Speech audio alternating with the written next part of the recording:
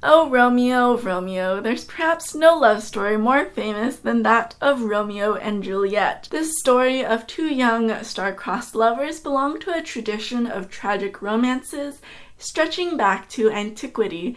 But the most famous version, of course, is the play by William Shakespeare. The story has been adapted numerous times for film, stage, opera, not to mention every single fifth grader ever. I was dancer number 3. Today I'll be telling a brief summary of the story of Romeo and Juliet, accompanied by the art that it has inspired. The play begins on the street of Verona, where another brawl has broken out between the servants of the Montague and the Capulet, who, like their masters, are sworn enemies. Prince Escalou of Verona intervenes and declares that any further conflict between the two families will be punishable by death. Count Paris talks to Capulet about marrying his daughter Juliet.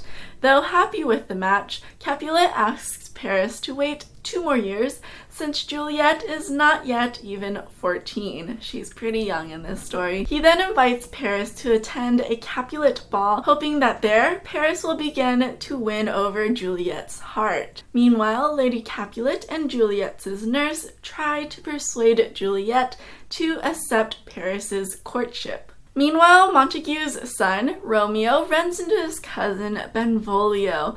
Romeo is moping around, so after some prodding by Benvolio, Romeo confides that he has an unrequited infatuation with a girl named Rosalind. Benvolio and their friend Mercutio tell Romeo to forget about Rosalind and that he will find another, more beautiful woman to love. They try to convince Romeo to attend the Capulet ball, to see what else is out there, and Romeo agrees, mostly because he knows that Rosalind, one of Capulet's nieces, will be there. Once inside the feast, Romeo sees Juliet from a distance and instantly falls in love with her.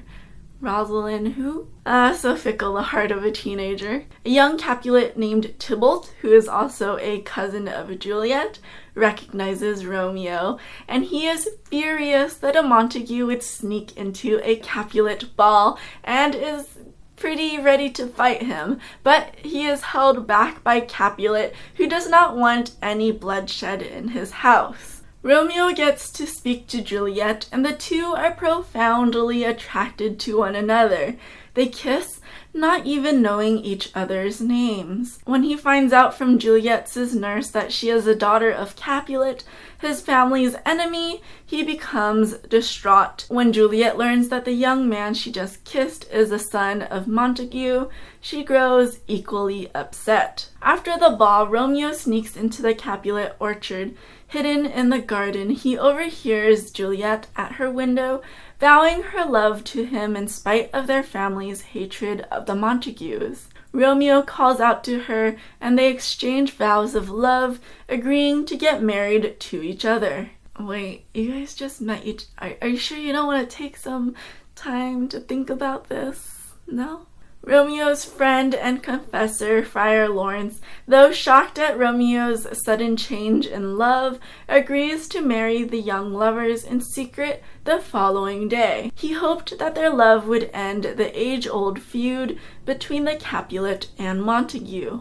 The next day, Tybalt, still angry about Romeo sneaking into the Capulet ball, challenges Romeo to a duel. Romeo, seeing as he just married Tybalt's cousin, doesn't want to fight him. Mercutio, offended by Tybalt's insolence and Romeo's vile submission, accepts the duel on Romeo's behalf. When they begin to fight, Romeo tries to stop them by jumping in between them, but Tybalt stabs Mercutio under Romeo's arm. Grief-stricken and overcome with guilt, Romeo slays Tybalt. By the way, Mercutio isn't even a Montague. He's actually a blood relative of Prince Escalou and Count Paris, so he just died over a family feud that he isn't even related to. The prince, who lost a kinsman in this feud, exiles Romeo from Verona under the penalty of death if he were to ever return. Romeo secretly spends the night in Juliet's chamber,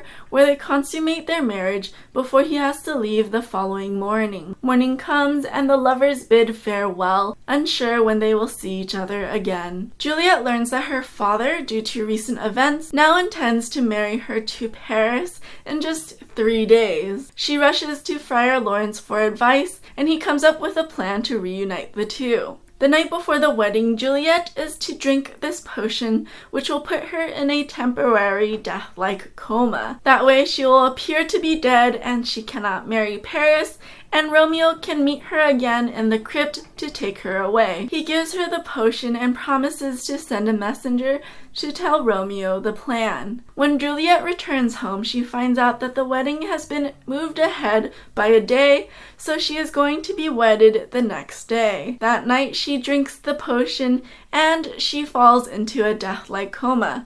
The next morning, the nurse finds her, appearing to be dead, and she is entombed in the family crypt, all according to plan. There was one huge problem with the plan though. The messenger was not able to reach Romeo on time, and Romeo only received news that Juliet is dead. Romeo is overcome with grief and decides that he doesn't want to live without her, so he plans to kill himself. He travels back to Verona and buys poison on the way. On the way into the crypt, he bumps into Paris, the two fight, and he slays Paris.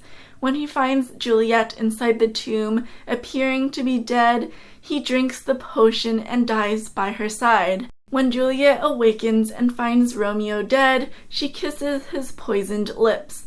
When that does not kill her, she stabs herself in the chest with his dagger. The feuding families and the prince meet at the tomb to find all three dead.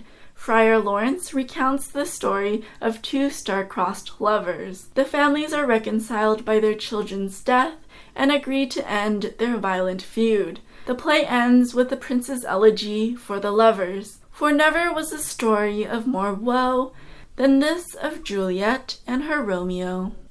I hope you guys enjoyed this video, and if this video is released when I want to release it, happy Valentine's Day, everyone! What's a better way to celebrate Valentine's than a bunch of love stories? I'm definitely going to continue doing some more of these love stories, but probably not as frequently as I did the last 2 weeks. Between the love stories and the Chinese New Year videos, I think I did something like 7 videos in the past 2 weeks, which is a lot for me, so I hope you guys have been enjoying them. It's definitely really fun to make them, and it definitely feels good to make a bunch of videos for you guys, and it seems like you guys are enjoying them. So thanks so much for watching. As always, please like and subscribe if you haven't already, and I'll see you guys next time.